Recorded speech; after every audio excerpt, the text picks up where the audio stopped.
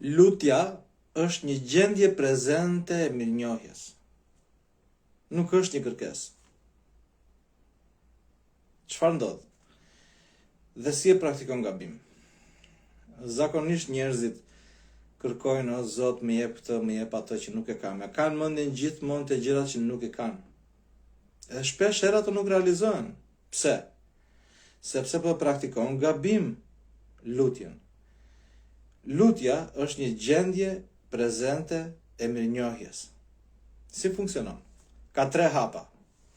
Nëse do të arrish gjërat që ke, do të vlerësosh ato. Nëse do të arrish gjërat që nuk i ke, do të vlerësosh ato që i ke. Që do të thotë, hapi i parë, çfarë bëm? Vlerësim. Hapi i parë është njohja. Hapi i dytë është vlerësimi i asaj që ti sapo njohe, dhe hapi i tretë është lejimi i gjërave që do të vinë në vazhdim.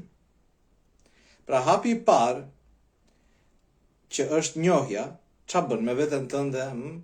Mund të mbyllur sytë dhe jemi njohës për kam këtë punë, kam familjen mirë, kam atë mirë, rritet një energji e bukur. Pas asaj, e vlerëson plotësisht ato që i ke.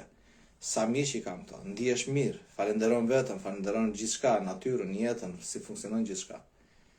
Dhe pasi ke bërë atë kalim energjetik, po përsëri ti i lejon vetes që të vinë gjërat e tjera të mira në vazhdim që kanë për të ardhur. Kjo është lutja. Njerëzit zakonisht fokusohen te gjërat që nuk i kanë dhe prandaj gjërat nuk ecin dhe gjërat nuk vinë. Pse? Sepse fokusohen te gjërat që nuk i kanë. Por nëse fokusohesh te gjërat që ke, atëherë ato do të rriten, ato të mira do të rriten. Kështu që përdore lutjen mirë që këtë tutje. Mos ja fut kot.